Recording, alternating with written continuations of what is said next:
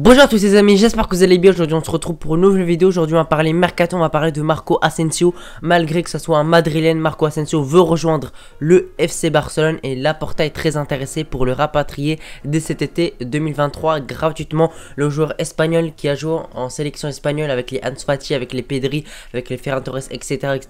s'entend de mieux en mieux avec le FC Barcelone et peut rejoindre simplement le club cet été. Donc les amis, on va parler dans ces vidéos, on va parler simplement de ses points positifs et de les points négatifs de ce transfert. On va parler de ses qualités et de ses défauts et également on va voir est-ce que c'est une bonne chose de recruter un joueur malgré qu'il ait déjà joué au Real Madrid pendant un bon bout de temps tout simplement les amis. Donc on va parler. Si vous appréciez ce genre de vidéo, n'oubliez pas de vous abonner et de lâcher un pouce bleu et non perdre pas plus de temps. C'est parti pour la vidéo.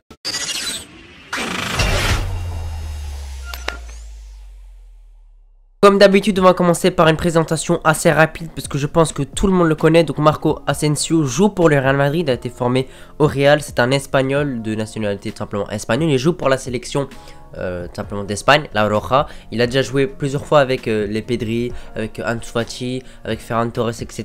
Donc il a déjà quelques contacts avec les joueurs du Barça, comme je dis, Pedri, Ansu Fati, Ferran Torres, etc. Même Eric Garcia, Jordi Alba, bref, il y en a beaucoup. Il y a beaucoup de joueurs du FC Barcelone, Busquets aussi, qui jouent en sélection espagnole et ils ont déjà pu faire ami-ami, s'entendent très bien. On voit que sur le terrain, franchement, ils s'entendent très bien, notamment avec Ansu Fati et avec Pedri. Franchement, on peut voir qu'ils s'entendent assez bien dans le jeu et ça c'est déjà pas mal à retenir.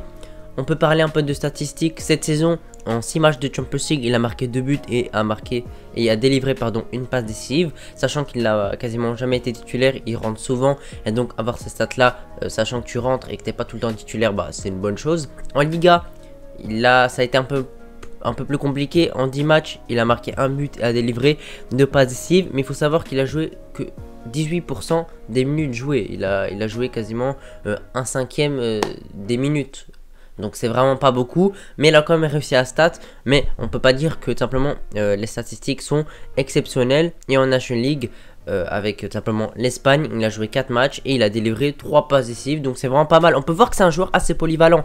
Marco Asensio, c'est un joueur qui peut marquer, mais qui peut aussi délivrer les passes décisives. Il a souvent joué en tant que faux numéro 9 avec l'Espagne, c'est-à-dire qu'il décrochait assez souvent. Il campait pas simplement dans l'axe, dans la surface adverse.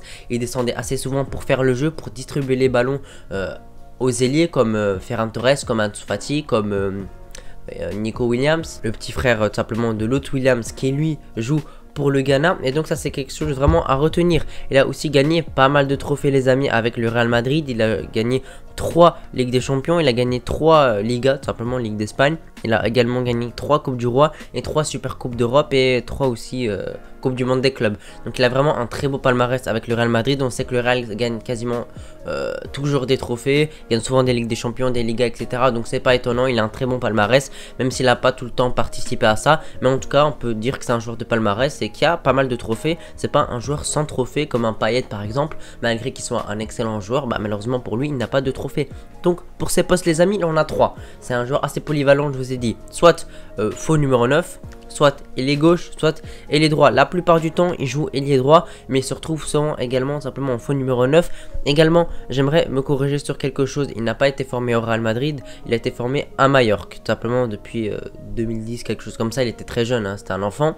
Et puis, tout simplement, le Real Madrid l'a recruté en 2015, puis il a été prêté à l'Espagnol de Barcelone, et puis de 2015-2016, il joue au Real Madrid, et depuis ce temps, il est au Real, il joue les matchs, etc.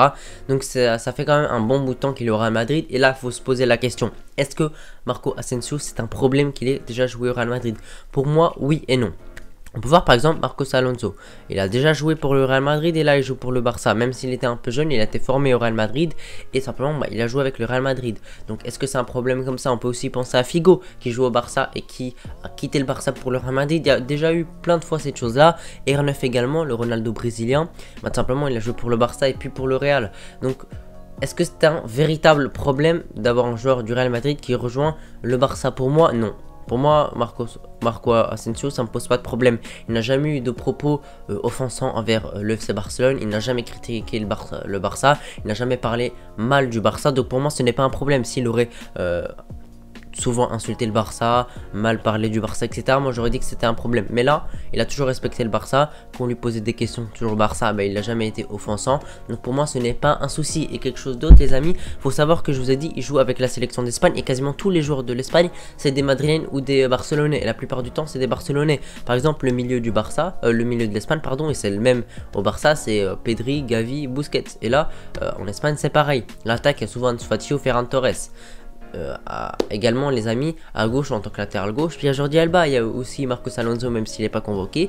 Il y a vraiment quasiment que des joueurs du Barça dans la sélection espagnole et également quelques-uns du Real Madrid, donc il pourra déjà avoir quelques contacts. Il est ami, je sais plus avec qui exactement, mais je pense que c'est avec Pedri ou avec Ansu Fati, donc il a déjà de très bons contacts avec les joueurs du Barça. Et pour moi déjà ça le mettrait à l'aise quand il rejoindra le Barça. S'il rejoint le Barça, bah, il sera à l'aise, bien évidemment. Pourquoi pas, il se fera un peu siffler, peut-être qu'il aura des problèmes au début, mais je pense que ça va se calmer très rapidement si les performances sont au rendez-vous.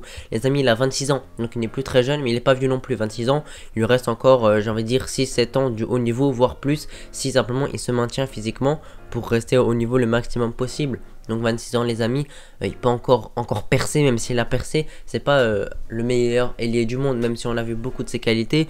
En Espagne, avec la sélection d'Espagne, je regarde tout le temps l'Espagne, je regarde tous leurs matchs. Franchement Asensio est vraiment très intéressant dans le jeu. Pour moi il peut s'adapter au jeu du Barça très rapidement, parce qu'il joue à peu près pareil le jeu du Barça et celui de l'Espagne.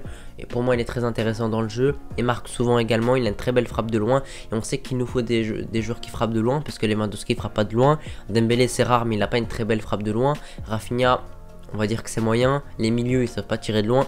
Donc il nous faut forcément des joueurs qui tirent de loin pour être imprévisibles, parce que la défense adverse, il lui suffit d'être bloc bas, très bas, et on sait que nos joueurs ne vont pas tenter des frappes de loin, donc ils peuvent rester le plus bas possible. Alors que si on a des joueurs comme Marcos Asensio qui tirent de loin, bah, simplement ça les mettra en difficulté, et simplement on sera imprévisible. Est-ce qu'on va jouer sur les côtés, est-ce qu'on va jouer verticalement, est-ce qu'on va tenter une frappe de loin, etc. etc. Et ça mettra beaucoup plus en difficulté les défenses adverses. Ça c'est très important, parce qu'on sait que des fois on a la possession, mais des fois c'est très stérile, comme face à l'Espagnol de Barcelone, où malheureusement on a eu le ballon la plupart du temps, on a contrôlé les jeux, on les a dominés de A à Z, mais malheureusement on n'a pas su marquer plus de buts que l'Espagnol de Barcelone, même si eux ils ont eu très peu le ballon. Et des fois ça arrive très souvent, franchement en Liga c'est très souvent arrivé, et il faut être efficace bien évidemment, il faut être aussi imprévisible. Et j'espère qu'Asensio, quand il aura le ballon, bah, il pourra être imprévisible, tel qu'un Dembélé par exemple, tel qu'un Rafinha aussi. Également les amis, selon des infos très fiables, tout simplement, soit de Rafinha, soit de Dembélé quittera le club.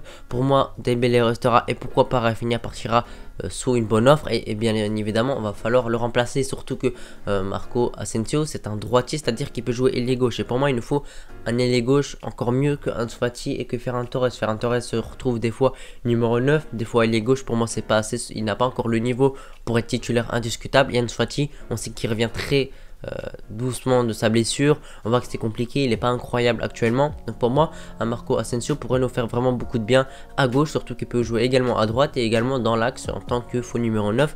Et donc ça c'est très important. Je vous ai dit que c'est un joueur polyvalent, c'est à dire qu'il peut se retrouver un peu partout en attaque, et ça pour Xavi, bah, ça peut lui donner plusieurs possibilités de le faire jouer, etc.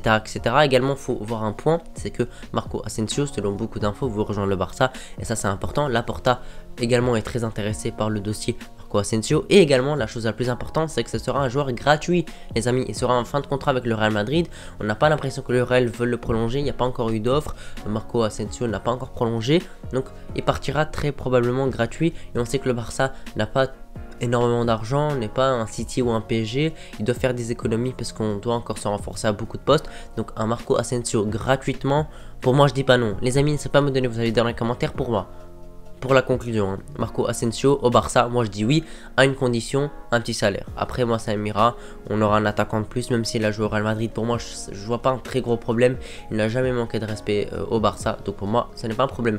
Voilà les amis, j'espère que vous avez apprécié la vidéo. Si vous l'appréciez, n'oubliez pas de vous abonner, de lâcher un pouce bleu. Je vous remercie pour les 28 000 abonnés, ça me fait vraiment plaisir. Allez les amis, on se retrouve à la prochaine pour une prochaine vidéo Mercato, info ou avant match ou débrief. Allez les amis, ciao.